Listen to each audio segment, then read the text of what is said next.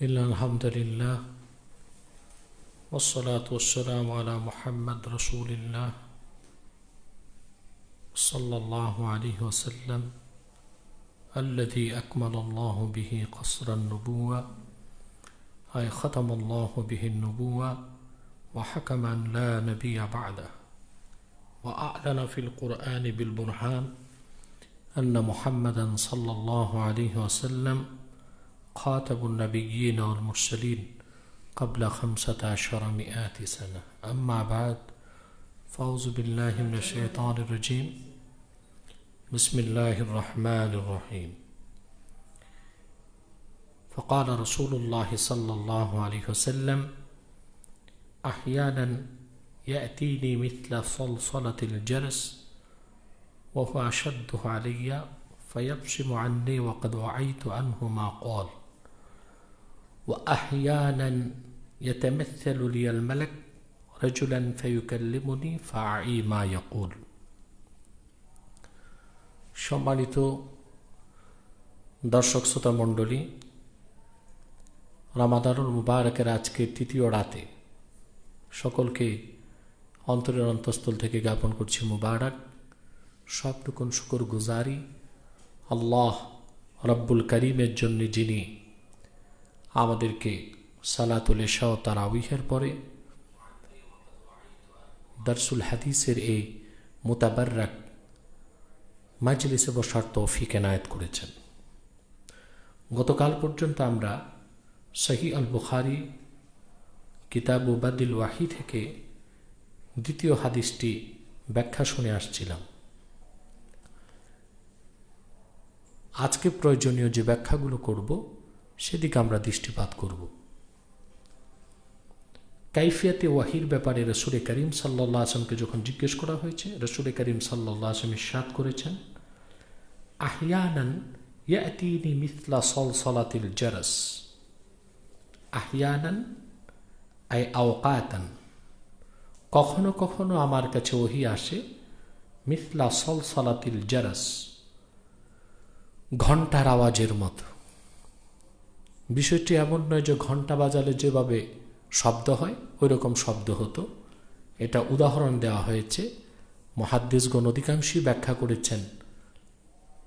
উদাহরণ দেওয়া হয়েছে এটা যে সাউতুম মুতাদারিক লা ইউফহামু ফি আউয়ালি ওয়াহলা, নিরবিচ্ছিন্নভাবে ওহী রাসূল করিম সাল্লাল্লাহু আলাইহি ওয়াসাল্লামের কাছে আসত। রাসূলুল্লাহ সাল্লাল্লাহু আলাইহি ওয়াসাল্লাম বলেছেন, এই কাইফিয়াতে, এই স্বরূপে ওহী যখন আসত, এটা আমার জন্য একটু কষ্টদায়ক হয়, একটু বোঝা আমি অনুভব করি এবং এটা আমার কাছে খুব শক্ত মনে হয়। অতঃপর ফায়াবসিমু আন্নি ওয়াকাদ ওয়াইতু আনহু মা ক্বাল, অতঃপর আমার কাছে ওহী যা আসে তা আমি আত্মস্থ করার পর সে অবস্থাটি আবার চলে যায়। এইভাবে ওহী আসলে রাসূল করিম সাল্লাল্লাহু আলাইহি ওয়াসাল্লাম একটু বোঝা অনুভব করতেন বা ওনার কষ্ট বেশি ব্যয় হতো বা অত্যন্ত মজবুতি তিনি অনুধাবন করতেন। কেন? সহিহ আল বুখারীর প্রসিদ্ধ ব্যাখ্যাকারগণ অনেকগুলো কারণ উল্লেখ করেছেন। তার একটি ব্যাখ্যা আল্লামা কাসতালানী লেখেন, ওয়াহাদা দরবু মিনাল ওয়াহি শাবিহুম বিমা ইউহা ইলাল মালাইকা আলা মা রাওয়াহু আবু হুরায়রা রাদিয়াল্লাহু তাআলা আনহু আনিন নবী সাল্লাল্লাহু আলাইহি ওয়াসাল্লাম قال إذا قضى الله في السماء أمرا ضربت الملائكة بأجنحتها خدعانا। হযরত আবু হুরায়রা রাদিয়াল্লাহু তাআলা আনহু থেকে হাদিসে এসেছে যে রাসূল করিম সাল্লাল্লাহু আলাইহি ওয়াসাল্লামের কাছে ঘণ্টার আওয়াজের মতো যে ওহী আসত, এই ওহীর সাদৃশ্যতা হলো ফেরেশতাদের কাছে আল্লাহর পক্ষ থেকে যে ওহী আসত সেটার সাথে খুব বেশি মিল ছিল। আল্লাহ রাব্বুল আলামিন আরশে আজিম থেকে যখন ফেরেশতাদেরকে ওহী করেন তখন ফেরেশতাগণ তা বরদাস্ত করতে পারে না, সেটা ফেরেশতাদের উপর অত্যন্ত কষ্ট হয়। আর ফেরেশতাদের উপর যখন আল্লাহর পক্ষ থেকে কোনো হুকুম করা হয় তখন গোটা আসমানের মধ্যে গোটা আকাশ, আসমান, আলমে মালাকুত, আলমে সামা আলোড়িত হয়ে যায়, আর ফেরেশতারা তাদের ডানা ঝাপটাতে থাকে বিনয়ের সাথে। এই ব্যাপারে ইমাম তাবারানী থেকে একটি হাদিস এসছে হযরত নওয়াস ইবনে সামআন থেকে। হাদিসটি মারফু সূত্রে এসেছে, ইদা তাকাল্লামাল্লাহু বিল ওয়াহয়ি আখাযাতিস সামাউ রাজফাতান আও রা'দাতান শাদীদাতান মিন খাউফিল্লাহি তাআলা فإذا سمع أهل السماء صعقوا وخروا سجدا فيكون أولهم يرفع رأسه جبريل فيكلمه الله من وحيه بما أراد فينتهي به إلى الملائكة كلما مر بسماء سأله أهلها ماذا قال ربنا قال الحق فينتهي به حيث أمره الله من السماء والأرض।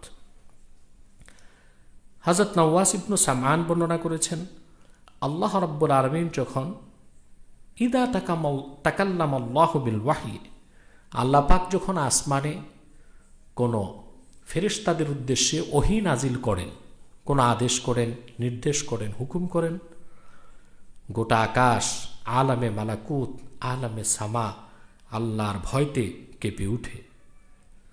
যখন আসমানের ফেরেশতাগণ আল্লাহর ওহী শুনতে পায়, তা তারা বরদাস্ত করতে পারে না। তাৎক্ষণিক তারা আল্লাহর ভয়তে সাজদায় চলে যায় এবং সর্বপ্রথম বেহুশ হয়ে যায়, সাজদায় চলে যায়। তারা তাদের হিদায়াতকে হারিয়ে ফেলে।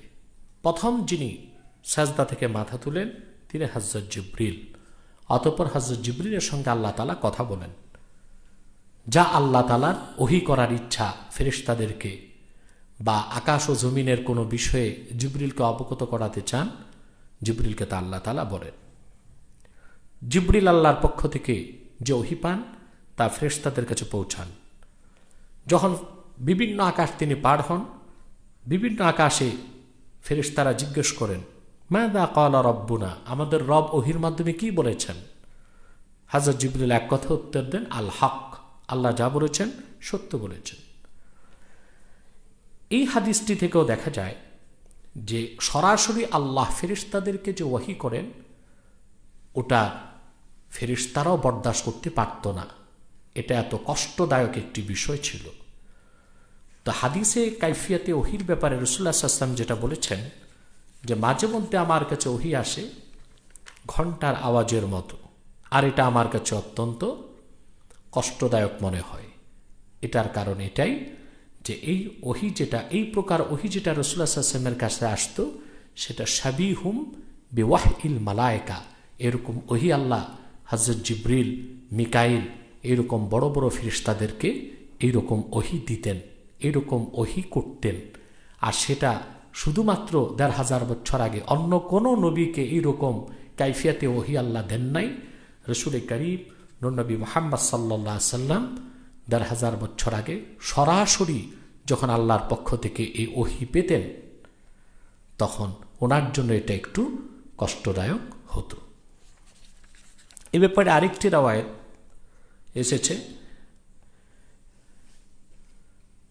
মুহাদ্দিসগণ বলেন যে এই প্রকার কাইফিয়াতে যে ওহী রাসূল করিম সাল্লাল্লাহু আলাইহি ওয়াসাল্লামের কাছে আসতো সেই শব্দগুলো কি রকম ছিল, আল্লাহ রাসূল সাল্লাল্লাহু আলাইহি ওয়াসাল্লামের কাছে যে ওহী আসতো শব্দগুলো কি রকম ছিল, রাসূল করিম সাল্লাল্লাহু আলাইহি ওয়াসাল্লাম কিভাবে শুনতেন, এটার ব্যাখ্যায় তারা বলেন, আলা আন্নাল ইলমা বিকাইফিয়াতিল ওয়াহয়ি সিররুম মিন আসরার আল্লাতী লা ইউদরিকুহাল আকল।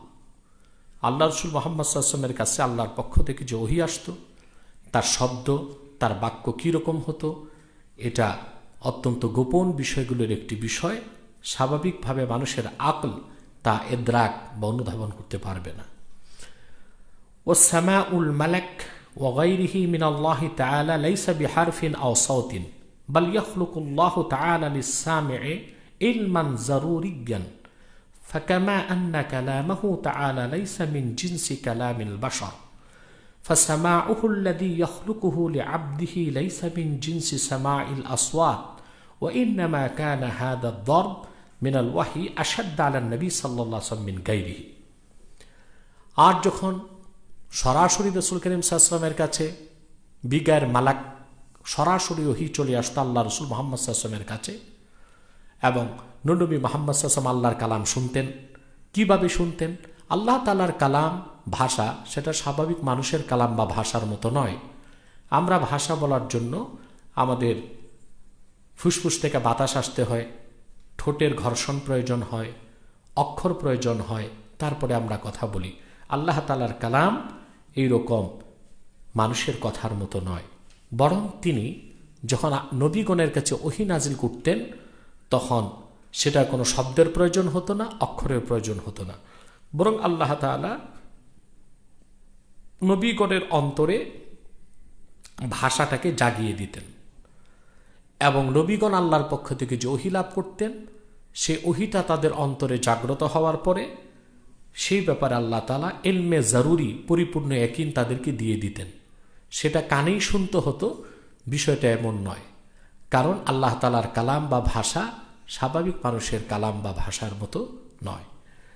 এই জন্যে সরাসরি যখন রসুল করিম নূর নবী মুহাম্মদ সাল্লাল্লাহু আলাইহি ওয়াসাল্লামের কাছে আল্লাহর পক্ষ থেকে ওহী আসতো, আর সেটা যখন মিসলা সালসালাতিল জারাস আয় সাউতুম মুতাদারাকুন লা ইউফহামু ফি আউয়ালি ওয়াহলা, নিরবিচ্ছিন্নভাবে ওহী যখন আল্লাহ রাসূল সাল্লাল্লাহু আলাইহি ওয়াসাল্লামের কাছে আসতো, এই প্রকার ওহী আসলে রাসূলুল্লাহ সাল্লাল্লাহু আলাইহি ওয়াসাল্লাম একটু কষ্ট অনুভব করতেন।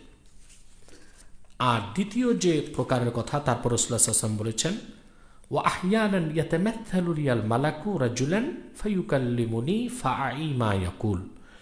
আর কখনো কখনো ফেরেশতা, আল মালাক এখানে আলিফ লাম লিল ইস্তিগরাক, অর্থাৎ হযরত জিবরিল আমিন উদ্দেশ্য, অর্থাৎ কখনো কখনো ফেরেশতা জিবরিল মানুষের সুরত ধারণ করে আমার সামনে আসতো, ফায়ুকাল্লিমুনি, এবং আমার সাথে কথা বলে, আমার সামনে আসে, আমার সাথে কথা বলে আল্লাহর পক্ষ থেকে বার্তা পৌঁছে দেয়, এবং সে যা বলে আমি তা আত্মস্থ করি নিই। অধিকাংশ সময় হযরত দাহিয়া কালবি রাদিয়াল্লাহু তাআলা আনহুর সূরতে হযরত জিবরিল রাসূল করিম সাল্লাল্লাহু আলাইহি ওয়াসাল্লামের কাছে আসতেন। সম্মানিত শ্রোতামণ্ডলী, হাদিসের মধ্যে রাসূলুল্লাহ সাল্লাল্লাহু আলাইহি ওয়াসাল্লাম ওহীর যে সূরাত বা স্বরূপ আমরা গতকাল শুনেছি, মূলত ওহী তিন প্রকার, ওয়াহিয়ুম মিনাল্লাহ ইলাল আম্বিয়া তিন প্রকার, তার ব্যাখ্যা আমরা শুনেছি। আর ওহীর সূরাত বা স্বরূপ হচ্ছে 7টি, সেটার ব্যাখ্যা আমরা শুনেছি। এখানে রাসূল করিম সাল্লাল্লাহু আলাইহি ওয়াসাল্লাম মূল দুটো স্বরূপের কথা বলেছেন, বাকিগুলো গতকাল আমরা ব্যাখ্যা করেছি। স্বপ্ন, সেটাও নবীগণের জন্য ওহী ছিল, আমাদের জন্য ওহী নয়। এই ব্যাখ্যাগুলো আমরা বিস্তারিত কালকে করেছি। সর্বপ্রথম আল্লাহ রসুল মুহাম্মদ সাল্লাল্লাহু আলাইহি ওয়াসাল্লামের কাছে আল্লাহর পক্ষ থেকে যে ওহী এসেছে তা হলো সূরা আলাকের প্রথম 5টি আয়াত। এ ব্যাপারে সমস্ত মুফাসসিরগণই একমত। যেমন সহিহ বুখারী বাবু মিনাল ওয়াহয়ি আর রুইয়া সালেহা, এই বাবে একটি হাদিস এসেছে উম্মুল মুমিনিন আয়েশা রাদিয়াল্লাহু তাআলা আনহা থেকে। তিনি বলেছেন যে একটি লম্বা হাদিস, এক পর্যায়ে তিনি রিওয়ায়াত করেছেন, হাত্তা জাআহুল হাক্কু ওয়া হুয়া ফি গারে হিরা।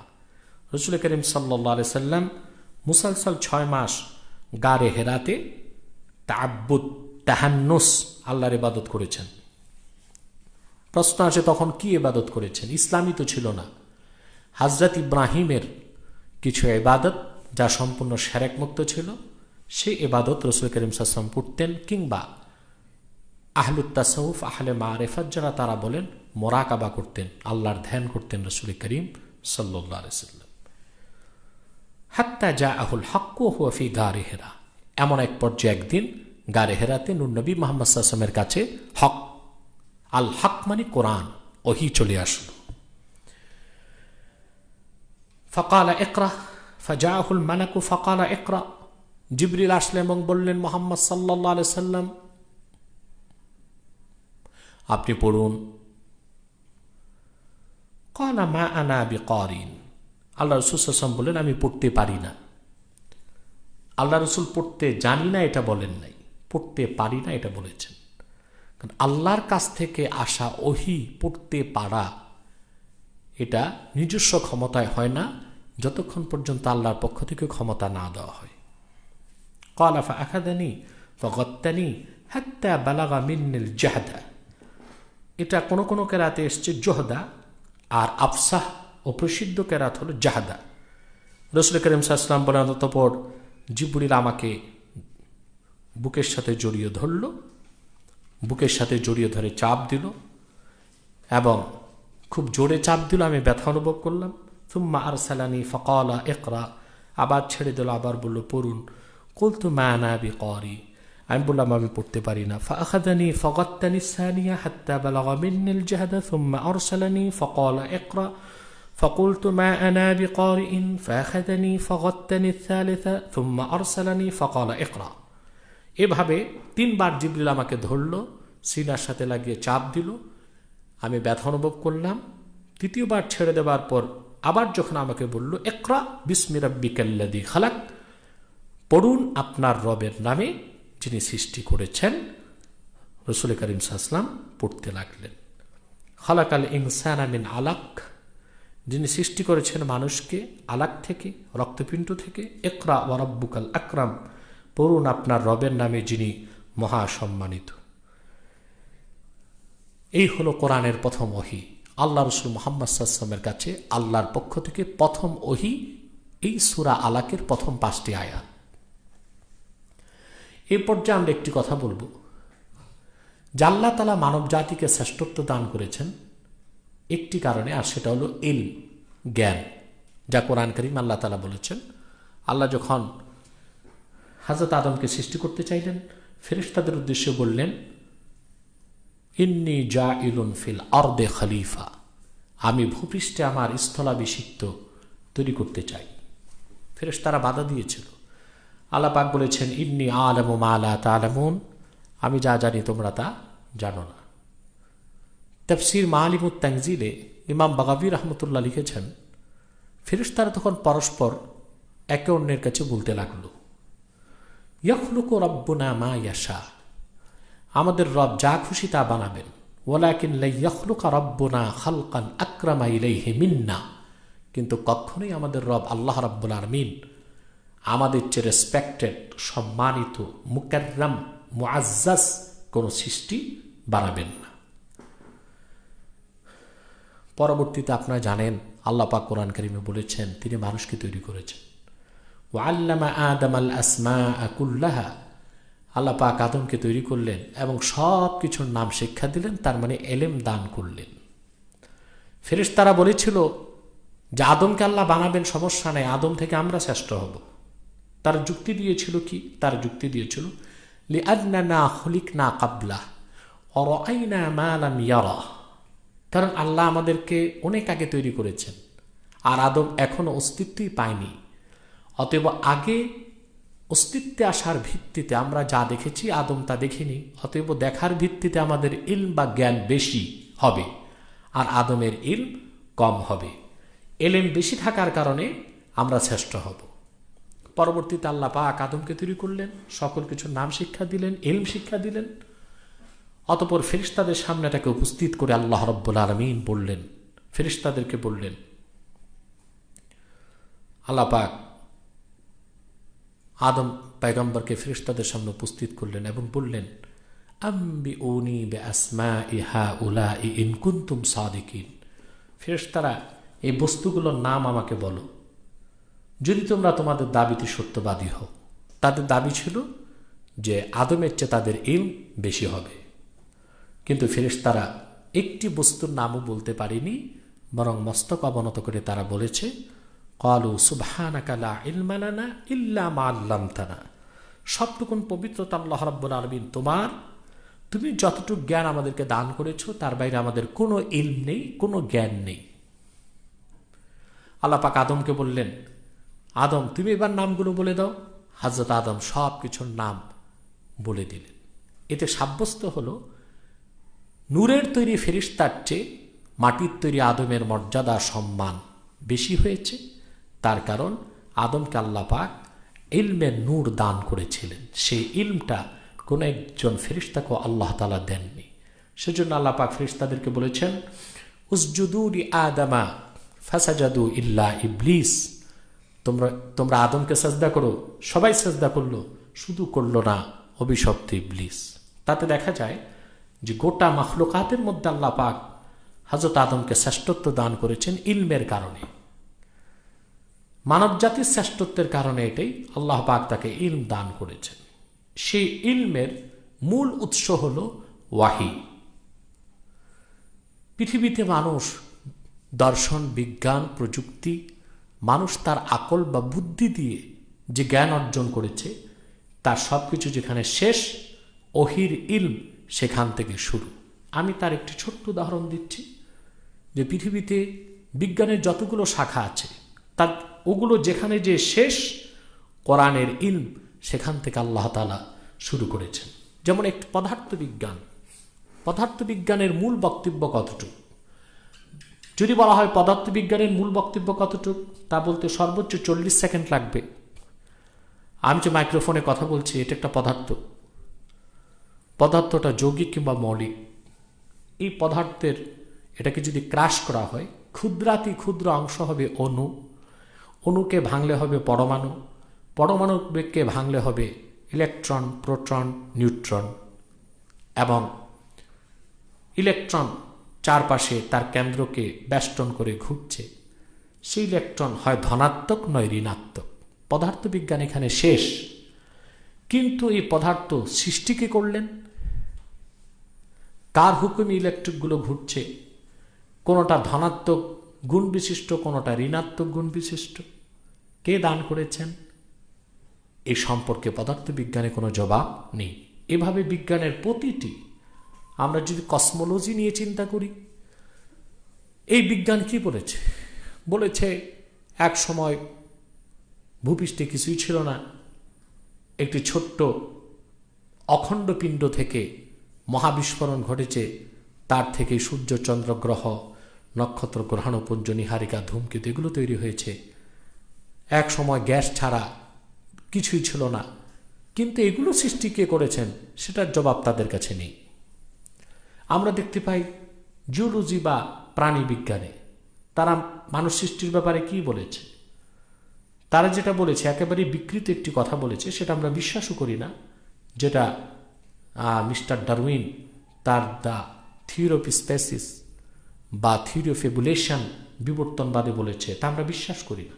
অর্থাৎ বিজ্ঞানের প্রতিটি শাখা যেখানে যে শেষ, তারপর আর কোনো বক্তব্য তাদের নেই, তাদের জ্ঞান নেই। কোরআন, আল্লাহ ওহীর যে জ্ঞান নাজিল করেছেন কোরআনের মাধ্যমে, সেটা শুরু সেখান থেকে। যেমন আল্লাহ শুরু করেছেন ইকরা বিসমি রাব্বিক, মুহাম্মদ সাল্লাল্লাহু আলাইহি ওয়াসাল্লাম পড়ুন আপনার রবের নামে। এই ইলম, আল্লাহ প্রদত্ত ওহীর ইলম বা জ্ঞানের সূচনাটাই রবের পরিচয়ের মাধ্যমে। তাহলে বোঝা যাচ্ছে রবের পরিচয় জানাটাই সর্বোচ্চ এবং শ্রেষ্ঠ ইলম। এই ইলম, এই জ্ঞান যাদের কাছে থাকবে, তারা সত্যের উপর প্রতিষ্ঠিত থাকবে, অভিষ্ট লক্ষ্যে পৌঁছতেই পারবে। সেই ওয়াহি রাসূল করিম সাল্লাল্লাহু আলাইহি ওয়াসাল্লামের উপর ধারাবাহিক নাজিল হলো সুদীর্ঘ 23 বছর। সেই ওহী ধারণ করেছে 30 পারা কোরআন, আর তার ব্যাখ্যা হলো রাসূল করিম সাল্লাল্লাহু আলাইহি ওয়াসাল্লামের সহিহ হাদিস। এটি হচ্ছে ইলম বা জ্ঞানের চূড়ান্ত, নির্ভুল এবং মহাসত্য ইলম। এই ওহীর ইলমের বাইরে যত জ্ঞান, যত বুদ্ধি, বিজ্ঞান, প্রযুক্তি, সেটা আংশিক সত্য হতে পারে, অধিকাংশ সময় মিথ্যা হয়, তা পরিবর্তনশীল, তা পরিবর্তনশীল। কারণ বিজ্ঞান, দার্শনিক, প্রযুক্তিবিদ তারা যে জ্ঞানটাই অর্জন করে, তা অর্জনের মূল সোর্স হলো পাঁচটি ইন্দ্রিয়: চক্ষু, কর্ণ, জিহ্বা, নাসিকা, ত্বক। এই 5টি পঞ্চ ইন্দ্রিয়ের বাইরে কোনো ইলম অর্জন করার কোনো সুযোগ কোনো মানুষকে আল্লাহ তাআলা দেননি। আর ওহীর ইলম বা জ্ঞান, এটা পঞ্চ ইন্দ্রিয়ের অনেক ঊর্ধ্বে। সেটাকে অনুধাবন করতে হয় ইলম দিয়ে, ঈমান দিয়ে এবং আত্মিক শক্তি দিয়ে। জ্ঞান, প্রযুক্তি, বিজ্ঞান যে জ্ঞান অর্জন করছে, ইলম অর্জন করছে, আমরা দেখতে পাই চক্ষু, কর্ণ, জিহ্বা, নাসিকা, ত্বক, এই 5টি ইন্দ্রিয়ের বাইরে তারা কোনো ইলম অর্জন করতে পারে না, কোনো জ্ঞান অর্জন করতে পারে না। আর এই 5টি ইন্দ্রিয়ই লিমিটেড বা সসীম। মানুষের চোখের দৃষ্টি কতটুক যায়? সর্বোচ্চ বিপরীত প্রান্ত থেকে কোনো আলোর বিচ্ছরণ বা প্রতিবিম্ব না থাকলে একজন সুস্থ মানুষ মাত্র 21 মাইল দূরে দেখতে পারে। আমরা দেখতে পাই আল্লাহর সৃষ্টি জগতে অনেক ইতর প্রাণীকে আল্লাহ তাআলা এর চেয়ে অনেক বেশি দৃষ্টিশক্তি দিয়েছেন। যেমন আমরা দেখতে পাই শকুনের দৃষ্টিশক্তি মানুষের চেয়ে অনেক দূরে যায়, অথচ একটি মানুষ তার দৃষ্টিশক্তি মাত্র 21 মাইল যেতে পারে। মানুষের কানের শক্তি কতটুকু? তা সীমিত, সসীম, অসীম নয়, সসীম। পদার্থবিজ্ঞান বলেছে কোনো শব্দের কম্পাঙ্ক সেকেন্ডে যদি 20-এর কম হয়, সেই ক্ষীণ আওয়াজ কোনো মানুষ শুনতে পাবে না। ঠিক সেভাবে কোনো বস্তুর কম্পাঙ্ক সেকেন্ডে যদি 20,000-এর বেশি হয়, সে তীব্র শব্দ মানুষ শুনতে পাবে না। তার মানে হচ্ছে আমাদের আরেকটি ইন্দ্রিয় শক্তি হচ্ছে নাক দিয়ে আমরা কতদূর ঘ্রাণ নিতে পারি। আমাদের আগে তো পিঁপড়াই ঘ্রাণ পেয়ে যায়, তাহলে বোঝা যাচ্ছে নাকের ঘ্রাণ শক্তির ইন্দ্রিয় শক্তি আমাদের চেয়ে পিঁপড়ার অনেক বেশি। তার মানে বিজ্ঞান প্রযুক্তি, কোরআনের বাইরে যে ইলম, ওহির বাইরে যে ইলম, এটা খুবই সীমিত, সসীম, ত্রুটিপূর্ণ, সংশয়পূর্ণ এবং ভুল ভ্রান্তিপূর্ণ। কারণ এই ইলম বা জ্ঞান অর্জন করে বিজ্ঞান, দার্শনিক, মানুষ, বুদ্ধিজীবী 5টি ইন্দ্রিয় দিয়ে, আর 5টি ইন্দ্রিয়ই সসীম। এই জন্য এই জ্ঞানটাও সসীম। আর কোরআন হলো ওহির ইলম, আল্লাহর পক্ষ থেকে, এটা অসীম। তাই সসীম দিয়ে অসীমকে জাস্টিফাই করা যাবে না, অসীম কোরআন আর হাদিস দিয়ে সসীমকে জাস্টিফাই করতে হবে। আজকে আমরা ওহির যে হাদিসটি আমরা ব্যাখ্যা করেছি, এতটুকু আমরা ব্যাখ্যা শুনলাম। আগামীকাল থেকে সামনে নতুন একটি হাদিস আমরা তেলাওয়াত করে ব্যাখ্যা শোনার চেষ্টা করব, যদি আল্লাহ পাক আমাদেরকে তৌফিক দান করেন। ওয়াখির দাওয়ানা আনিল হামদুলিল্লাহি রাব্বিল আলামিন। আলহামদুলিল্লাহ। আজকে লাইভ থেকে বিভিন্ন ভাইয়েরা বিভিন্ন প্রশ্ন করেছেন। আলহামদুলিল্লাহ, যতগুলো প্রশ্ন আমরা কানেক্ট করেছি, এখন আমাদের শাইখ জবাব দিবেন। হাসান এইচডি মিডিয়া থেকে পরিচালক মোহাম্মদ হাসান ভাই প্রশ্ন করেছেন, শাইখের কাছে জানতে চাচ্ছি তারাবির নামাজ 8 রাকাত নাকি 20 রাকাত? অনেকেই বলে থাকেন যে সহিহ বুখারীতে নাকি 8 রাকাতের পক্ষে দলিল রয়েছে, এই বিষয়ে বিস্তারিত বললে খুশি হব। যারা এই কথা বলছে তারা সহিহ হাদিসের অপব্যাখ্যা করছে। সহিহ বুখারীতে যে হাদিস এসেছে আয়েশা রাদিয়াল্লাহু তাআলা আনহা থেকে, যে রাসূল করিম সাল্লাল্লাহু আলাইহি সাল্লাম রমজান ছাড়া কখনোই 8 রাকাতের বেশি পড়তেন না, ওইতের 111 রাকাত পড়তেন। তার প্রথম জবাব হচ্ছে, আয়েশা রাদিয়াল্লাহু তাআলা আনহা যে হাদিসটি বলেছেন তার একটা ব্যাখ্যা আছে। সেটা হলো যে রমজান ছাড়া কখনোই রাসূল করিম সাল্লাল্লাহু আলাইহি সাল্লাম তাহাজ্জুদ এই 8 রাকাতের বেশি পড়তেন না, এটা একটা উদ্দেশ্য। কিন্তু তাহাজ্জুদ আর তারাবি এক নয়। তার কারণ হচ্ছে রাসূল করিম সাল্লাল্লাহু আলাইহি ওয়াসাল্লাম রমজান মাসে তাহাজ্জুদ তো একা পড়তেন, রাসূল করিম সাল্লাল্লাহু আলাইহি ওয়াসাল্লাম রমজান মাসে কয়েকদিন তারাবির নামাজ জামাতে পড়েছেন, যা সহিহ সনদে প্রমাণিত আছে। সাহাবা کرام ভিড় করার কারণে রাসূল করিম সাল্লাল্লাহু আলাইহি ওয়াসাল্লাম পরবর্তীতে একা একই তারাবি পড়েছেন। তার কারণ যে প্রতিদিন যদি রাসূলুল্লাহ সাল্লাল্লাহু আলাইহি ওয়াসাল্লাম জামাতে তারাবি পড়েন, হতে পারে এটা আল্লাহ উম্মতের জন্য ফরজ করে দিবেন। এই ভয়তে রাসূল করিম সাল্লাল্লাহু আলাইহি ওয়াসাল্লাম একা একা তারাবিহের নামাজ পড়েছেন। কিন্তু তারাবি আর তাহাজ্জুদ এক নয়। মুসান্নাফ ইবনে আবি শায়বাতে এবং অসংখ্য হাদিসের কিতাবে স্পষ্টভাবে সাব্যস্ত আছে যে আল্লাহ রাসূল মুহাম্মদ সাল্লাল্লাহু আলাইহি ওয়াসাল্লাম 20 রাকাত তারাবির নামাজ পড়েছেন। এবং পরবর্তীতে হযরত ওমর ইবনুল খাত্তাব রাদিয়াল্লাহু তাআলা আনহু হযরত উবাই ইবনে কাব রাদিয়াল্লাহু তাআলা আনহুর নেতৃত্বে মসজিদ নববীতে 20 রাকাত তারাবি জামাতের সাথে পড়িয়েছেন। সেই সময় হযরত ওমরের উপস্থিতিতে প্রচুর পরিমাণ আনসার এবং মুহাজির সাহাবীগণ উপস্থিত ছিলেন। তারা কেউ হযরত ওমরের এই কাজের বিরোধিতা করেননি। তাহলে যদি তারাবি 8 রাকাতই হতো, তাহলে কি লামাযহাবীরা বলতে চায় হযরত ওমর বেদাত করেছেন? খোলাফায়ে রাশিদিনের কারো দ্বারা তো কোনো বেদাত হতে পারে না। রাসূলুল্লাহ সাল্লাল্লাহু আলাইহি ওয়াসাল্লাম নিজেই বলেছেন, খায়রুল কুরুনি করনি থুম্মাল্লাযীনা ইয়ালুনাহুম থুম্মাল্লাযীনা ইয়ালুনাহুম, সর্বশ্রেষ্ঠ সময় আমার সময়, নবুয়তের যুগ, পরবর্তীতে তারপর শ্রেষ্ঠ জমানা সাহাবায়ে কেরামের, তারপর তাবিঈনগণের। আর হযরত ওমর সাধারণ কোনো সাহাবী ছিলেন না, খোলাফায়ে রাশিদিনের একজন ছিলেন। উনি যে কাজটি করেছেন তখন সমস্ত সাহাবীগণ ওনার কাজে সমর্থন দিয়েছেন। অতএব 20 রাকাত তারাবির নামাজ সুন্নতে মুআক্কাদা জামাতের সাথে পড়া এবং ইজমায়ে সাহাবা দিয়ে সাব্যস্ত। ইজমায়ে সাহাবা এমন একটা ইজমায়ে সাহাবাকে যে ইনকার করে তাকে মুসলমান বলা যায় না, সে কাফের বলে বিবেচিত হয়। অতএব 20 রাকাত তারাবির নামাজ আর 8 রাকাত তাহাজ্জুদ এক নয়। 20 রাকাত তারাবি স্বতন্ত্র 20 রাকাত, এবং এই ক্ষেত্রে অসংখ্য সহিহ হাদিস আছে। আমরা দার্সে বুখারীর কোনো একদিন সেই বুখারীর সেই হাদিসটিকে সামনে রেখে বিস্তারিত আলোচনা জাতির সামনে তুলে ধরবো ইনশাল্লাহ। কিন্তু তারাবি আর তাহাজ্জুদ এক নয়, এটা লামাজহাবিদের তৈরি একটি চরম বিভ্রান্তি। আর হযরত ওমর রাদিয়াল্লাহু তাআলা আনহুর মাধ্যমে যেই 20 রাকাত তারাবি চালু হয়েছে, এটার বিরোধিতাকারী পথভ্রষ্ট গোমরাহ ছাড়া তো আর কেউ হতেই পারে না।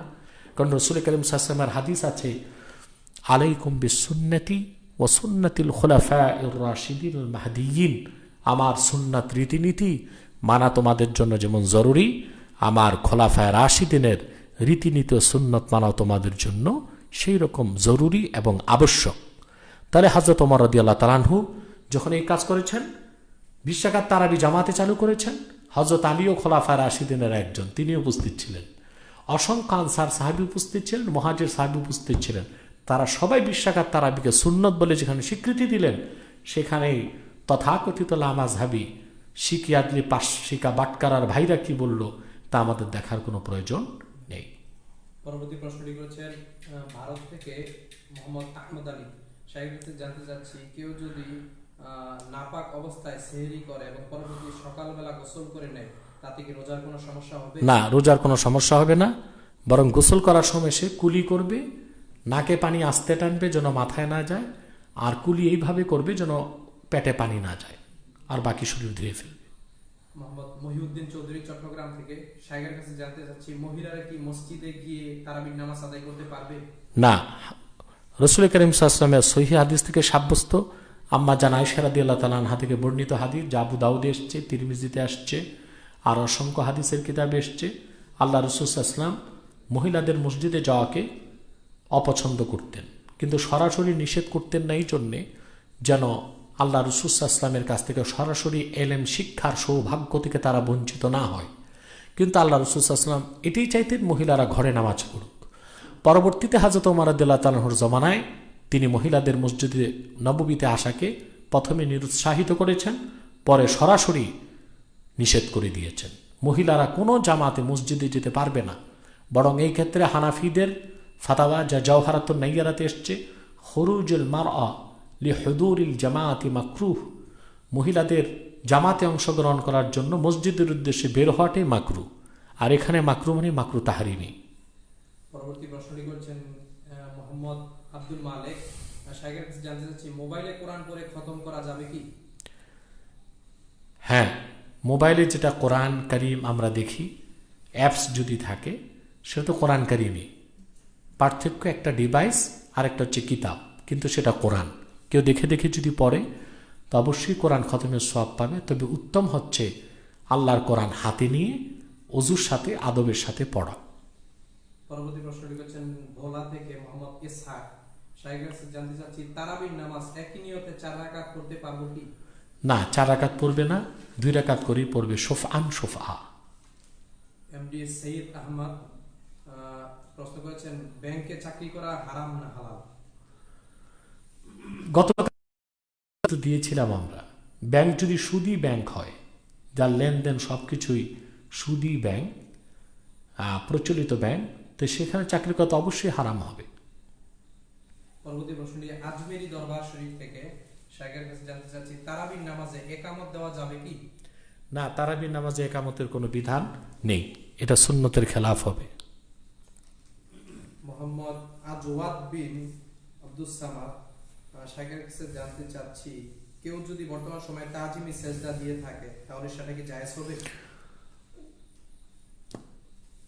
তাজিমি সেজদা বা যে কোনো নামে সেজদা আল্লাহ ছাড়া কোনো পীর, বুজুর্গ, মাজার, কবর, সৌধ, মিনার, প্রতিমা, প্রতিকৃতি দেওয়া নাজায়েজ, হারাম, কবিরা গুনাহ, শিরক, কোন অবস্থায় এটা চলবে না। তাজিমি সেজদা হযরত পূর্বে শরীয়তে জায়েজ ছিল। যেমন হযরত ইউসুফ আলাইহিস সালামের ব্যাপারে আল্লাহ পাক কোরআন কারীমে বলেছেন, তিনি স্বপ্ন দেখে তার পিতাকে বলেছেন, ইন্নী রাআইতু আহাদা আশারা কাওকাবাও ওয়াশ-শামসা ওয়াল কমারা রাআইতুহুম লি সাজিদিন। তিনি তার পিতা ইয়াকুবকে বলেছেন, আব্বা, আমি স্বপ্নে দেখেছি সূর্য চন্দ্র এবং 11টি নক্ষত্র আমাকে সেজদা করছে। পরবর্তীতে হযরত ইউসুফ যখন মিশরের আজিজে মিসর অর্থমন্ত্রী হলেন, ওনার 11 ভাই এবং হযরত ইয়াকুব এবং তার স্ত্রী হযরত ইউসুফকে সেজদা করেছিল। তখন তাজিমি সেজদা জায়েজ ছিল, কিন্তু আল্লাহর হাবিব মুহাম্মদ সাল্লাল্লাহু আলাইহি ওয়াসাল্লামের শরীয়তে পরিপূর্ণ দিন ইসলামে আল্লাহ পাক আল্লাহকে ছাড়া অন্য কারো জন্যে যে কোনো প্রকার সেজদাকে হারাম করে দিয়েছেন, নিষিদ্ধ করেছেন, এবং এটা সরাসরি শিরকে আকবার, বড় ধরনের শিরক বলে গণ্য হবে। সবচেয়ে বড় কথা, আল্লাহর হাবিব মুহাম্মদ সাল্লাল্লাহু আলাইহি ওয়াসাল্লাম ওনাকে সাহাবায়ে কেরাম সেজদা করতে চেয়েছিলেন। হাদিসে এসেছে মদিনা মুনাওয়ারাতে রাসূল করিম সাল্লাল্লাহু আলাইহি ওয়াসাল্লাম সাহাবায়ে কেরামকে নিয়ে হেঁটে যাচ্ছিলেন। পাহাড়ের উপর থেকে এক উষ্ট্রী এসে আল্লাহ রাসূল সাল্লাল্লাহু আলাইহি ওয়াসাল্লামের নূরের কদমে সেজদা করল। সাহাবায়ে কেরাম বললেন, ইয়া রাসূলুল্লাহ সাল্লাল্লাহু আলাইহি ওয়াসাল্লাম, আমরা আপনাকে সেজদা করতে চাই। রাসূল করিম সাল্লাল্লাহু আলাইহি ওয়াসাল্লাম তখন বললেন, আমার শরীয়তে মুহাম্মাদিয়াতে আল্লাহ ছাড়া কাউকে সেজদার কোনো অনুমতি নেই। আল্লাহ রাসূল সাল্লাল্লাহু আলাইহি ওয়াসাল্লাম বলেছেন, হাদিসটি ইমাম আহমদ বিন হাম্বল মুসনাদে নকল করেছেন, যে আল্লাহ রাসূল সাল্লাল্লাহু আলাইহি ওয়াসাল্লাম বলেছেন, লাউ আমারতু আহাদান আইয়াসজুদা লি আহাদিন লা আমারতুল মারআতা আন তাসজুদা লি যাওজিহা। যদি আমি আমার শরীয়তে আল্লাহ ছাড়া অন্য কাউকে সেজদার বৈধতা দিতাম, তো মহিলাদের উপর ফরজ করতাম, হুকুম করতাম তার জন্য স্বামীর পায়ে সেজদা করে। অতএব সেজদা এখন একটাই, সেজদা তাআব্বুদি, ইবাদতের সেজদা, সেটা আল্লাহর জন্য খাস। সেজদায়ে তাজিমি বলতে কোনো সেজদা রাসূলুল্লাহর শরীয়তে নেই। এটা ভণ্ডপীরদের আবিষ্কার এবং নিঃসন্দেহে একটি বড় ধরনের শিরকি গুনাহ ছাড়া আর কিছু নয়। একটা প্রশ্নের দিকে ছিল মুহাম্মদ বিন দিন ইসলাম হুজুর, আমরা শুনে থাকি যে হযরত আদম আলাইহিস সালামকে হুজুর আকরাম সাল্লাল্লাহু আলাইহি ওয়াসাল্লামকে ওসিলা ধরে দোয়া করেছিলেন, এটা কতটুকু সঠিক?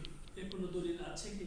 এই ব্যাপারে হযরত আদম আলাইহিস সালাম তওবা করবার সময় আল্লাহ রাসূল মুহাম্মদ সাল্লাল্লাহু আলাইহি ওয়াসাল্লামের ওসিলা ধরেছেন। এ ব্যাপারে সহিহ সনদে হাদিস মুজাম তাবারানীতে ইমাম তাবারানী উল্লেখ করেছেন। হাদিসটি খাসায়েস কুবরাতে ইমাম সৈয়দ উল্লেখ করেছেন। হাদিসটি হযরত শিহাবুদ্দিন আহমদ আল কাস্তালানি, যিনি ইরশাদুস সারি শরহ সহিহ বুখারীর ব্যাখ্যাকার, তিনি আল মাওয়াহিবুল লাদুনিয়াতে হাদিসটি উল্লেখ করেছেন, এবং বুখারীর ব্যাখ্যাকার আল্লামা বদরুদ্দিন আইনি উমদাতুল কারীতেও রাসূলুল্লাহর ওসিলার পক্ষে কথা বলেছেন। এ ব্যাপারে অসংখ্য সহিহ হাদিস আছে। এমডি উজ্জ্বল শাকিব কাছে জানতে চাচ্ছি, বাংলায় কোরআন শরীফ পড়া যাবে কি? না, উচ্চারণ বাংলায় দেখে দেখে, বাংলা অক্ষর দেখে দেখে উচ্চারণ করে কোরআন পড়লে জায়েজ হবে না। অবশ্যই আরবি শিখে আরবিতে কোরআন পড়তে হবে। বাংলায় অনুবাদ দেখা যাবে, কারণ কোরআন কারীমের উচ্চারণে সামান্যতম ভুলের কারণে অর্থের বিকৃতি ঘটবে, আর অর্থ বিকৃতি ঘটলে কখনো কখনো তা কুফরি হয়ে যাবে। সেজন্যে বাংলা উচ্চারণে কোরআন পড়া জায়েজ নাই, বরং এই ব্যক্তি কোরআন কারীম শুনবে, এতেই সে সওয়াব পাবে। আর অত্যন্ত দ্রুত সে কোরআন কারীম যেন আরবিতে পড়তে পারে সে দীক্ষা গ্রহণ করবে। ইব্রাহিম খান প্রথমে সালাম দিয়েছেন। ওয়ালাইকুম আসসালাম। প্রিয় মুহতারাম হযরত, আমার কয়েকটি প্রশ্ন উত্তর দিলে উপকৃত হতাম। রোজা অবস্থায় চুল কাটা ও দাড়ি এক মুষ্টি হতে লম্বা অংশ ছেটে ফেলা, নখ কাটা, মিসওয়াক করা, আতর লাগানো, আমাদের মুরব্বিয়ান ইকরাম বলেছেন শরীরের সকল অংশই রোজা থাকে, অতএব ইফতারের পরে এগুলো করা দরকার। না, এই কথাটি ভুল। রোজাদার রোজা রাখা অবস্থায় চুল কাটতে পারবে, দাড়ি ঠিক করতে পারবে, আতরও ব্যবহার করতে পারবে। এগুলো নিষেধ মুহরিমের জন্য। হজ করতে গেলে এহরাম অবস্থায় নিষেধ। এমনকি হাদিসে এসছে হাজামতের কথা, এটাও কারো কারো মতে করা যাবে। এগুলোতে কোনো সমস্যা নেই, এগুলো রোজা ভঙ্গের কোনো কারণ নয়। সাইফুল ইসলাম সালাম দিয়েছেন, আমি সৌদি আরব থেকে বলছি হুজুর, তারাবি না পড়লে ওয়ালাইকুম আসসালাম। হ্যাঁ, তারাবি না পড়লেও রোজা হয়ে যাবে, কিন্তু রমজান মাসের পরিপূর্ণ ফজিলতের জন্য সিয়ামুন নাহারের সাথে কিয়ামুল লাইলও লাগবে। কারণ রাসূলুল্লাহ সাল্লাল্লাহু আলাইহি ওয়াসাল্লামের হাদিস থেকে দেখা যায় যে ব্যক্তি রমজানে দিনে রোজা রাখলো আর রাতে নামাজ পড়লো, আল্লাহ তার জীবনের সব গুনাহ মাফ করে দিবেন। রোজা তো হয়ে যাবে, কিন্তু পরিপূর্ণ রমজানুল মোবারকের ফায়দা বরকত হাসিলের জন্য অবশ্যই তারাবিও পড়তে হবে। আর যেহেতু তারাবি সুন্নতে মুআক্কাদা, প্রতিদিন তারাবির নামাজ ছেড়ে দিলেও গুনাহ হবে। কারণ ফতোয়া স্বামীতে এসেছে যে ইয়াথামু বিতারকি সুন্নাতিল মুআক্কাদাতি কাল ওয়াজিব, কোনো ব্যক্তি সুন্নত মুআক্কাদা তরক করলে গুনাহগার হবে সেই রকম, ওয়াজিব তরক করলে যেই রকম গুনাহগার হবে। মুফতি আবুল হাসান গোহার বিজয় টিভিতে দেখলাম খতম তারাবি হচ্ছে, আর সেটা দেখে বাসায় নামাজ পড়তে বলছে, এই বিষয়ে একটু বলুন। বিজয় টিভিতে যে বিজয় টিভি কোনো টিভি বা কি কোনো টিভি চ্যানেল সম্পর্কে আমার কোনো জ্ঞান নেই, কারণ আমার কোনো টিভি চ্যানেল নেই বা টিভিও নেই বাড়িতে। মূলত কোনো চ্যানেলে যদি স্টুডিওতে কেউ নামাজ পড়ান, তা দেখে বাড়িতে বসে কেউ নামাজ পড়বে, মোটেও নামাজ হবে না, জামাতও হবে না। কারণ ইমাম এক জায়গায়, মুসল্লি আরেক জায়গায়। জামাতের জন্য শর্ত হচ্ছে ইমাম সামনে থাকবে। তাহলে তো আমরা পারি বাংলাদেশের টিভি চ্যানেল বাদ দিয়ে আরবের টিভি চ্যানেল দেখে কাবার ইমামের সাথে নামাজ পড়তে পারি। আর যারা হজে যেতে পারবো না, হজ সম্প্রচারিত হয় হজের সময়, আমরাও হজ দেখে দেখে করে ফেলব। আসলে সব কাজ, দিনের কাজ, শরীয়তের সব কাজ মন গড়া কিছুই হয় না। বরং তারাবির নামাজে জামাতে যদি পড়ার সুযোগ না হয়, একাই কি পড়বে? তারপরও টেলিভিশন দেখে দেখে ওই টেলিভিশনের ইমাম সাহেবের অনুসরণে তারাবি পড়লে জামাত তো হবেই না, বরং এটা নতুন আবিষ্কৃত বেদাত হিসেবে কঠিন একটি গুনার কাজ হবে। পরবর্তী প্রশ্নটি করেছেন মোহাম্মদ রেজওয়ান আহমদ, মসজিদে সবিনা পড়ার মাসালা। সবিনা মানে সবিনা পড়া তো ভালো কাজ, কোরআন কারীম তেলাওয়াত করতে পারবে কিনা? সবিনা বলতে এটা হচ্ছে যে মসজিদে হোক, খানকায় হোক, বাড়িতে হোক, কোরআন কারীম খতম করা এটা খুব সওয়াবের কাজ, নেক কাজ। কিন্তু আমাদের দেশে দেখা যায় যে মাইক ব্যবহার করে কোরআন খতম করে, এটা জায়েজ হবে না, কারণ আল্লাহর একটা হুকুম এখানে লঙ্ঘন হয়। মাইকে যদি সরাসরি কোরআন তেলাওয়াত করে এবং লাইভ হয়, মুসাজ্জাল না, রেকর্ড না, লাইভ, তাহলে মাইকের আওয়াজ অন্তত 10-20 হাজার লোক শুনবে। অথচ আল্লাহ কোরআন কারীমে বলেছেন ওয়াইদা কুরিয়াল কুরআনু ফাসতামিউ লাহু ওয়া আনসিতু লাআল্লাকুম তুরহামুন, যখন কোরআন কারীম পঠিত হয় তখন তোমরা মনোযোগ দিয়ে শোনো এবং চুপ থাকো। তাহলে কোরআন শোনাটা ইবাদত, আর কোরআন কারীম তেলাওয়াতের সময় কাজ বন্ধ রাখা ওয়াজিব, শোনাও ওয়াজিব। আল্লাহ তাআলা এটা বলেন নাই ফাসমাউ লাহু, শোনো, এটা বলেন নাই ফাসতামিউ লাহু।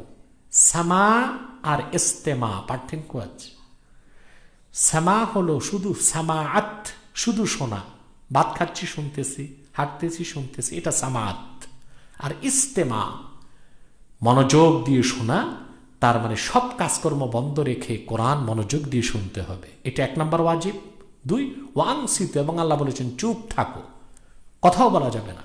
এখন মসজিদের মাইকে যদি কোরআন খতম করা হয়, এই হাজার হাজার মানুষ কি আল্লাহর এই হুকুম মানতে পারবে? তার কি চুপ থাকবে? অবশ্যই চুপ থাকবে না, তারা তাদের কাজকর্ম করে যাবে। 2 নম্বর হচ্ছে কোরআনও শুনবে না। এই যে হাজার হাজার মানুষকে আল্লাহর হুকুম মানা থেকে আমি মানতে দিলাম না, মানার ক্ষেত্রে প্রতিবন্ধকতা সৃষ্টি করলাম, আমি জোরে তেলাওয়াত করলাম, এতগুলো মানুষ কোরআন শুনল না, অথচ মনোযোগ দিয়ে কোরআন শোনা ওয়াজিব, কাজকর্ম বন্ধ করলো না, কাজকর্ম করে গেল, এটা আরেকটা গুনার কাজ। এই গুনাহের দায়ভার তার ঘাড়ে বর্তাবে যে ব্যক্তি মাইকে কোরআন খতম করবে। এটা এটা এটা জায়েজ হবে না, এটা সুন্নতের খেলাফ হবে। বরং মসজিদে একত্রে বসে কোরআন খতম করবে, মাইক ছাড়া। একবার প্রশ্ন করেছেন যে কোনোভাবে বীর্য বের হলে সাহেরির আগে গোসল করতে পারিবারিক লজ্জা পেলে সকালে গোসল করলে রোজা হবে কিনা? এক ভাই প্রশ্ন করেছেন যে কোনোভাবে গোসল ফরজ হয়ে গেলে পারিবারিক কারণে বা লজ্জার কারণে সকালে গোসল করলে হবে কিনা। গোসল তো হয়ে যাবে, কিন্তু প্রশ্ন হলো এই ভাই ফজর নামাজের কি করবেন? তিনি কি ফজর নামাজ বাদ দিবেন? এটা তো তার আকবরুল কাবায়ের, সবচেয়ে বড় কবিরা গুনাহ হবে। অতএব তাকে গোসল করেই ফেলতে হবে, অন্তত ফজর পড়ার জন্য হলেও। আর তারপরও যদি কোনো কারণে সে গোসল করতে নাও পারে, নামাজ কাজাও করে, সকালে গোসল করলেও তার রোজা হয়ে যাবে, এতে রোজাতে কোনো বিঘ্নতা সৃষ্টি হবে না। আরেক ভাই প্রশ্ন করেছেন সিজদায় দোয়া করা যাবে কিনা। নফল নামাজ বা তাহাজ্জুদের সাজদায় যে দোয়া করা যাবে, ফতোয়া স্বামী ইবনে আবিদিন স্বামী এইরকমই লিখেছেন। মোহাম্মদ লিমন খান, আসরের পর নফল পড়া যাবে কি? আসরের পর মাগরিব পর্যন্ত কোনো নফল নামাজ পড়া যাবে না, মাকরু হবে। মোহাম্মদ শহীদুল ইসলাম, হিন্দু ধর্মের লোকদের সাথে কি ইফতার করা যাবে? হিন্দু লোকজনের সাথে বন্ধুত্বের কারণে যদি কেউ খাওয়া দাওয়া করে, এটা তাকওয়ার খেলাফ, তবে জায়েজ হবে। এটা স্বাভাবিক খাওয়া দাওয়া। কিন্তু ইফতার হলো একটি ইবাদত। এই ইবাদতের মতো মহান কাজে কোনো মুশরিক বা হিন্দুকে সাথে নেওয়া একটা গর্হিত অপরাধ হবে, উচিত হবে না। মোহাম্মদ সাব্বির বিন সামাদ, তিনি প্রশ্ন করেছেন, শাইখ জানতে চাইছেন, পৃথিবীতে এত মাযহাব কেন? পৃথিবীতে এত মাযহাব কোথায়? মাত্র 4টি মাযহাব, হানাফি, শাফি, মালিকি, হাম্বলি। সমস্যা কি? কোরআন কারীমের এক বুখারী শরীফের আরবি ব্যাখ্যা গ্রন্থ বের হয়েছে 87টা, বুখারী একটাই। কোরআন কারীমের নির্ভরযোগ্য তাফসীর এই পর্যন্ত লেখা হয়েছে কয়েকশো, কোরআন একটাই। ঠিক ইসলাম একটাই, 4 মাযহাবের লোক ব্যাখ্যা দিয়েছেন মাসলা মাসায়েলের। অতএব ব্যাখ্যা দিতে তো কোনো দোষ নাই। কোরআনের তাফসীর যদি অসংখ্য হতে পারে, হাদিসের ব্যাখ্যা গ্রন্থ অসংখ্য হতে পারে, এলমে ফেকার ক্ষেত্রে ইমামগণের ব্যাখ্যাও আলাদা আলাদা হতে পারে। তবে একটি থেকে আরেকটি সুন্দর, একটি থেকে আরেকটি মাযহাব সহজ, তবে সবচেয়ে সুন্দর, সবচেয়ে শ্রেষ্ঠ হানাফি মাযহাব। মাহবুবুল আলম রাফি, ভাগে কুরবানি দেওয়া কি যাবে? কোরবানি তো অনেক দূরে, এখন সে মাসালা কেন যাবে? মোহাম্মদ শামসুল ইসলাম জিহাদি, অনেকে নির্বাচনী প্রচারণার ক্ষেত্রে পোস্টারের উপরে বিসমিল্লাহ, আল্লাহু আকবার ইত্যাদি শব্দ লিখে থাকেন, ইত্যাদি শব্দ কি লেখা উচিত হবে? যেহেতু আমাদের দেশের মানুষ এই ভালো নাম, কোরআন হাদিসের কথাগুলোকে তাজিম করতে জানে না, উচিত তো না দেওয়া, উত্তম তো না দেওয়াই। তবে একটা ট্র্যাডিশন হয়ে গিয়েছে, এই জন্য যদি দেয়ও, সেটা আমাদের সকলকে খেয়াল রাখতে হবে যেন অবমাননা না হয়। লন্ডন থেকে এক ভাই জানতে চেয়েছেন, ইয়াজুজ মাজুজ সম্পর্কে জানতে চান। ইয়াজুজ মাজুজ এই পৃথিবীতেই আছে এবং আল্লাহর সৃষ্ট মাখলুকাতগুলোর একটি মাখলুক। তারা মানুষকে খুব উৎপাত করত। তখন বাদশাহ যুলকারনাইন, কোরআন কারীমে যার কথা আল্লাহ বলেছেন সূরা কাহাফে, উনি সারা পৃথিবীকে জয় করেছিলেন। তবে বাদশাহ যুলকারনাইনকে সেকান্দার বাদশাহ বলা হয়। তবে ঐতিহাসিকগণ কিছুটা বিকৃতি করেছে, আলেকজান্ডার দ্য গ্রেটকে ওরিকে সেকান্দার বাদশাহ বলে, এটা ভুল। আলেকজান্ডার দ্য গ্রেট ছিল অগ্নি পূজারী, তার বাড়ি ছিল অ্যাথেন্সে, আর তার শিক্ষক ছিল এবং প্রধান উপদেষ্টা ছিল অ্যারিস্টটল। অ্যারিস্টটলও ছিল অগ্নি পূজারী। অপরদিকে বাদশাহ সেকান্দার ছিল ইব্রাহিম আলাইহিস সালামের জমানার কাছাকাছি এবং তার প্রধান উপদেষ্টা ছিল হযরত খাজা খিদির আলাইহিস সালাতু ওয়াস সালাম। সেই যুলকারনাইন বাদশাহ, সেকান্দার বাদশাহ পৃথিবী জয় করতে করতে যখন পৃথিবীর উত্তর শেষ সীমায় গেলেন, তখন সেখানে অধিবাসীরা ইয়াজুজ মাজুজের ব্যাপারে বলল যে তারা খুব অত্যাচারী একটি জাতি, আমাদেরকে অত্যাচার করে। তখন হযরত সেকান্দার বাদশাহ যুলকারনাইন তার উপস্থিতিতেই লোহা এবং সীসা এনে গলিয়ে শক্ত প্রাচীর নির্মাণ করে দিয়েছেন। ইয়াজুজ মাজুজের সংখ্যা এখন বেড়েই চলছে। কিয়ামতের আগে হযরত ঈসা রুহুল্লাহ আকাশ থেকে নামার পর, ইমাম মাহদির প্রকাশের পরে, দজ্জালকে হত্যার পরে, ইসলামী হুকুমত কায়েমের পর ইয়াজুজ মাজুজ বের হবে এবং তারা বের হয়ে তাদের নিকটবর্তী সমুদ্রের পানি এক শ্বাসেই চুষে ফেলবে। পরবর্তীতে হযরত ঈসা এবং ইমাম মাহদি ইমানদারদেরকে নিয়ে দামেস্কের কোনো এক পাহাড়ে উঠে আল্লাহর কাছে হেফাজতের দোয়া করবেন, বাঁচার জন্য, পরিত্রাণের জন্য দোয়া চাইবেন। তখন আল্লাহর পক্ষ থেকে আযাব আসবে, আযাবে ইয়াজুজ মাজুজ সব মরে যাবে এবং বড় বড় পাখি এসে তাদের লাশগুলো সমুদ্রে নিয়ে যাবে।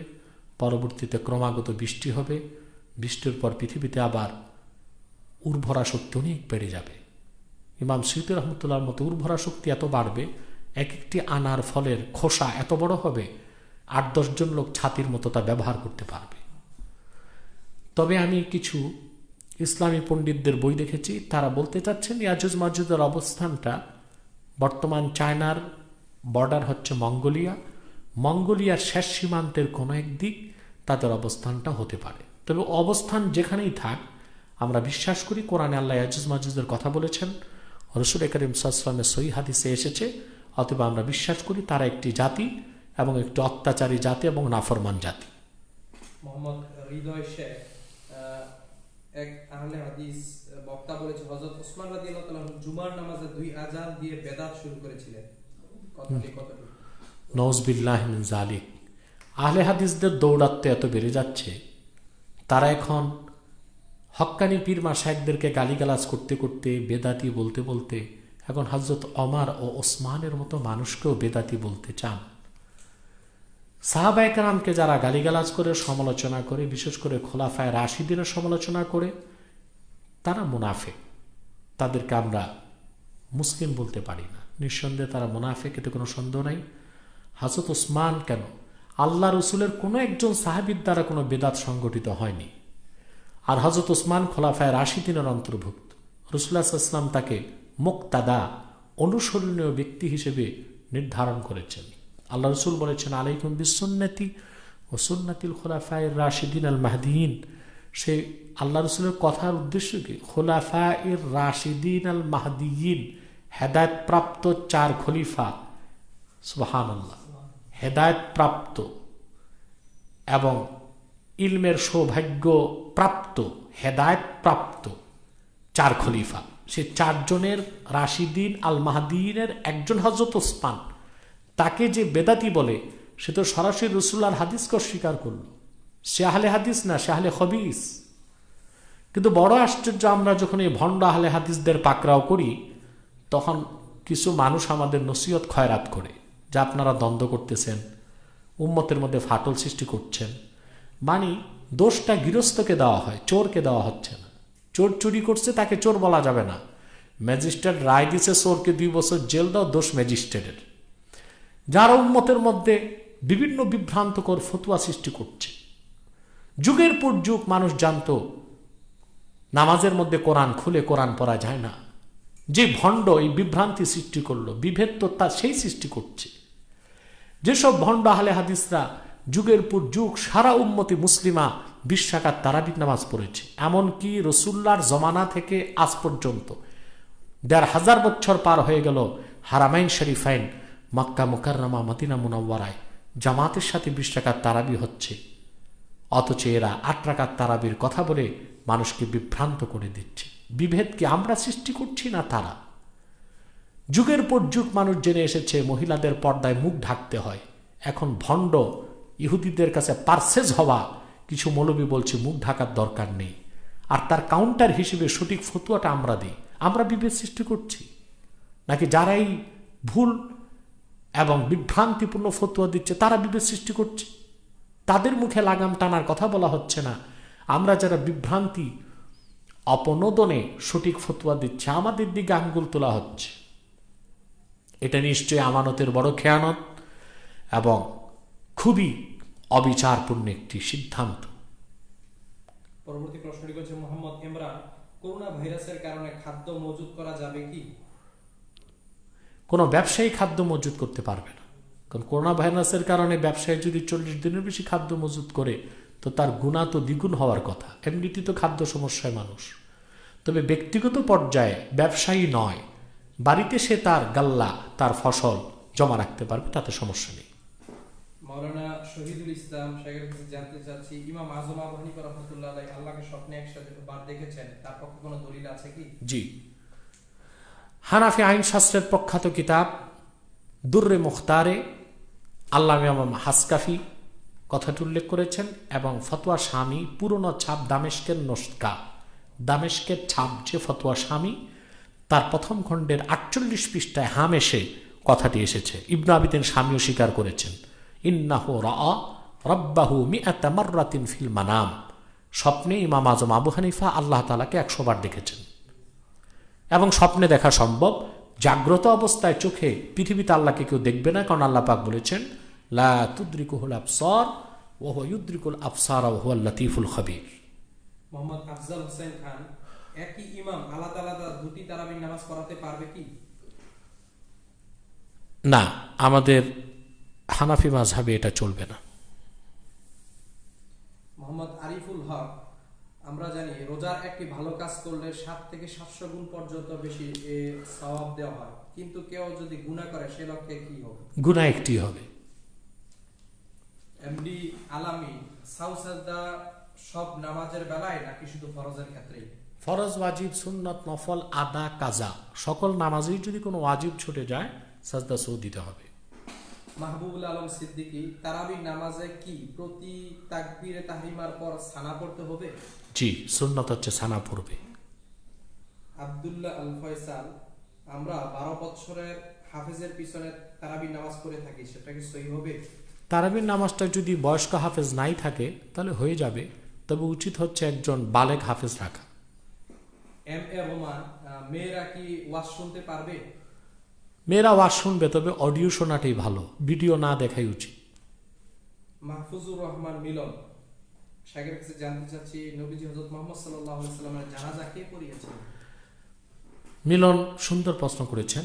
আল্লাহর হাবিব মুহাম্মদ সাল্লাল্লাহু আলাইহি সাল্লামের জানাজার নামাজে স্বতন্ত্রভাবে কেউ ইমামতি করেন নাই, কারণ আল্লাহর হাবিব মুহাম্মদ সাল্লাল্লাহু আলাইহি সাল্লাম হায়াতুন নবী, আর আল্লাহ রসুলের সামনে ইমামতি করার মতো যোগ্যতা কারো ছিল না। সেজন্যে আল্লাহর হাবিব নবী মুহাম্মদ সাল্লাল্লাহু আলাইহি সাল্লামের কদমের সামনে দাঁড়িয়ে যুবক, বৃদ্ধ, শিশু এইরকম 30,000 সাহাবী আলাদা আলাদা দোয়া পড়েছেন। সেটাই ছিল রসুল্লাহর সালাতে জানাজা। মোহাম্মদ আরিফুল ইসলাম, শাইখের কাছে জানতে চাচ্ছি, যদি কেউ রমজান মাসে উমরি কাজা নামাজগুলো আদায় করতে চায় সেক্ষেত্রে মাসালা কি? উমরি কাজা রমজানের বাইরে যেভাবে আদায় করে সেভাবেই আদায় করবে। ফরজ নামাজগুলো আগে আদায় করবে, সুন্নত সব শেষ করে ওক্তেরটা কাজাগুলোকে নিয়ত করে যেভাবে সে আদায় করে সেভাবেই করবে। রমজানে ব্যতিক্রম কোনো নিয়ম নেই। মোহাম্মদ শান্ত, হিন্দু ভাইরা যদি সালাম দেয় তাহলে উত্তরে কি বলবো? কোনো হিন্দু বা অমুসলিম যদি সালাম দেয়, প্রথম কথা হচ্ছে চেষ্টা করতে হবে কৌশলে জবাবটা এড়িয়ে যাওয়া। আর যদি দেখা যায় হিন্দু লোকটি চাকরির ক্ষেত্রে তার উপরস্থ ব্যক্তি কিংবা স্কুলের শিক্ষক, তখন যদি সালাম দেয় তার ডানে বামে সে বলবে ওয়ালাইকুম ওয়ালাইকুম।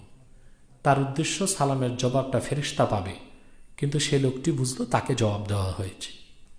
কিন্তু সরাসরি হিন্দু ব্যক্তির সালামের জবাব দেওয়া যাবে না, কোনো অমুসলিমের সালামের জবাবই দেওয়া যাবে না। মোহাম্মদ ইমরান হোসেন, পৃথিবীর কোথাও চাঁদ দেখা গেলে সমগ্র মুসলিম উম্মাহ কি একসাথে রোজা এবং ঈদ পালন করবে? এটা নিয়ে আমাদের দেশে ফেতনা খুব বেশি। এটাকে ফেকা ফতোয়া বলা হয় এতেবারুল মাতালে। চাঁদ উদিত হবার স্থানকে বলা হয় মাতলে। আমরা ভুল বলি মাতলা, আসলে আল্লাহ কোরআনের শব্দটা বলেছেন মাতলে, এবং ফতোয়া স্বামীতে এসছে বিকাসরিল নাম মাতলে, এর বহুবচন মাতালে। চার মাযহাবের ইমামদের মধ্যে এ ব্যাপারে সূক্ষ্মাতি সূক্ষ্ম ব্যাখ্যা হয়েছে। কেউ কেউ বলেছেন লা তুতাবারুল মাতালে, চাঁদ উদিত হবার স্থানের ভিন্নতা ধর্তব্য নয়। অর্থাৎ পৃথিবীর কোনো এক দেশে চাঁদ উঠলে সব দেশের লোক রোজা রাখতে পারবে, ঈদ করতে পারবে। আর ইমাম আজম আবু হানিফা রহমতুল্লাহর মতো এটাই ছিল, কিন্তু সাহেবাইনের মতের উপর ফতোয়া হানাফিদের যে তুতাবারুল মাতালে, অর্থাৎ চাঁদ উদিত হবার স্থানের ভিন্নতা ধর্তব্য, অর্থাৎ প্রতি দেশের আকাশে চাঁদ দেখতে হবে। তো সাহেবানের মতের পক্ষে রসুল্লাহর হাদিস পাওয়া যায়। আল্লাহ রসুল সাল্লাল্লাহু আলাইহি ওয়াসাল্লাম বলেছেন সুমু লিরুয়াতিহি ওয়া আফতিরু লিরুয়াতিহি, তোমরা চাঁদ দেখে রোজা রাখো, তোমরা চাঁদ দেখে রোজা ভঙ্গ করো। তাহলে বোঝা যাচ্ছে প্রত্যেক ভূখণ্ডের মানুষকে স্বতন্ত্রভাবে চাঁদ দেখতে হবে। 2, তর্কের খাতিরে মেনে নিলাম তাদের ফতোয়া যে যারা বলেছেন ফকিহ বা মুজতাহিদগণ যে মাতালের এতেবার করা হবে না, অর্থাৎ চাঁদ উদিত হবার ভিন্নতা ধর্তব্য নয়। কোনো এক জায়গায় চাঁদ উঠলেই অন্য জায়গার লোক রোজা রাখতে পারবে, ঈদ করতে পারবে। এখন প্রশ্ন হলো, চাঁদ উঠেছে ইরাকে, বাংলাদেশের লোক তো দেখে নাই, তারা কিভাবে রোজা রাখবে? যারা একদিনে রোজা ও ঈদ করার পক্ষে, পৃথিবীর এক জায়গায় চাঁদ উঠলে সব জায়গায় রোজা রাখবে, ঈদ করবে, তাদের সবচেয়ে বড় ভণ্ডামিটা এখানেই, তারা বাকি ব্যাখ্যাটা দেয় না। পদ্ধতি কি? ইরাকে চাঁদ উঠছে আর আমরা তা দেখে রোজা রাখবো?